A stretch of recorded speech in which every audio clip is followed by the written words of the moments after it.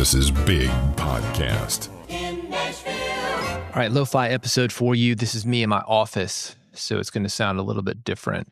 But I wanted to get this out. A lot of people right now are talking about a Super Bowl commercial with Seal, the musician Seal, where he is an animal seal. And I'm going to tell you a story about an experience with Seal that absolutely applies to your podcast. First of all, I want to say this. I'm not a Seal hater. I was actually in a recording studio. This must have been 1990 or 1991. This was in Nashville, top tier studio, and I was in a band at the time. We were recording an EP. The engineer had this record. I was like, what is that? He said, oh, this guy, his name is Seal. And this is not Kiss from a Rose. This is the album before that, the first Seal. The second album is also called Seal, so a little weird. But I was blown away, and he was telling me about it, and we were listening to it on these big monitors and the production. And as soon as it came available, I remember seeing a newspaper ad for Tower Records. You probably haven't thought of either of those things for a while, but this is how music launched. They said, we got this new album. It's $5.99 on CD. I mean, it was way cheap because they were really trying to break him. Anyway, this is my point. Great album. One of my favorite albums ever. I've been a fan for a long time. I've seen Seal 3 times, twice in Nashville, one in Memphis. Different types of venues, different bands, and I know a bit about him. The last time I saw him, this was not one of the albums that he's done of cover songs. This was the album after Seal 4, if you're a fan. So original music, but definitely not one of those albums that had a big radio hit, maybe a little bit. Seal's an established musician, but he hasn't really hit as hard as he did on those first couple of records. Anyway, he comes through Nashville. This is a venue with probably, 3,500, 4,000 seats. It was a small theater, maybe a mid-sized theater, 2 levels. And we go there. I've got floor level seats.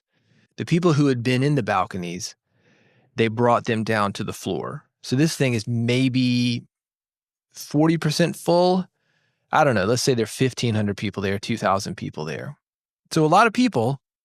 I'd love to do a show for that many people. Seal, not having it. He comes out and immediately makes a comment about it. We just played 3 days ago for 50,000 people in Europe, blah, blah. He's just complaining. In a bad mood, you know. And I'd seen him a couple of times. I found him to be a pretty cool guy. Obviously, I'm going to see him a third time, not because he had a big hit, but because I was a fan. I'd had a good experience with him the first couple of times. He just can't let it go. And I get that as a human, that sometimes people are just having a bad mood, but he knew this going into it. He's mad that they shut the balconies down. He's mad that the tickets didn't sell. By God, 50,000 people had seen him just a few days earlier, and nobody showed up for this gig. It seems to be a theme. And this is how it relates to your podcast. This is a man that could have been in the exact same situation. 1,500 people, and again, no big hits. So these people really were into what he was doing, the true fans.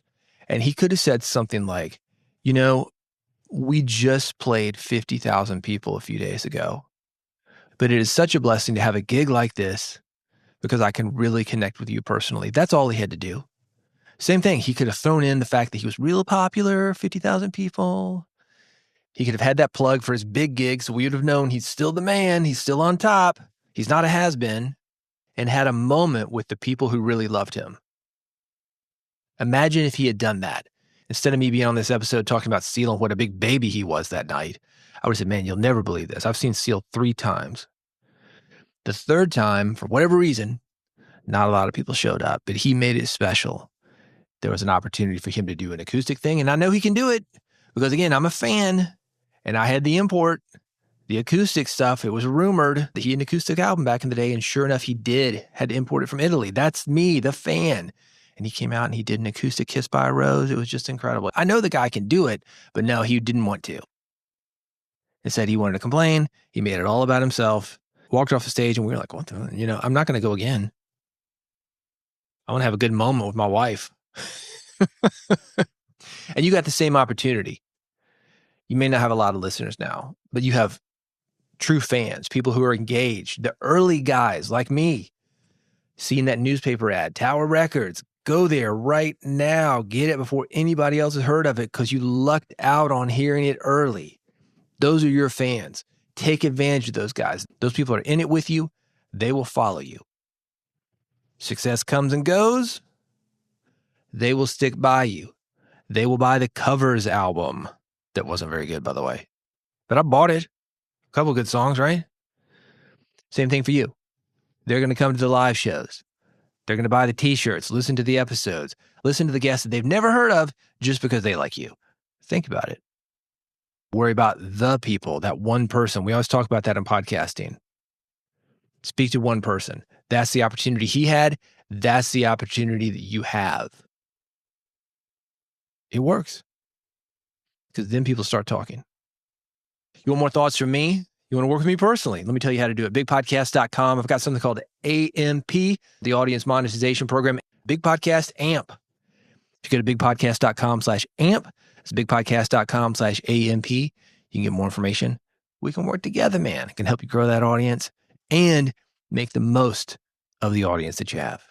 And while you're there, subscribe to the podcast. Never miss an episode. Bigpodcast.com, that has it all. Go there now, check out AMP, get subscribed, and I'll see you on the next episode of Build a Big Podcast.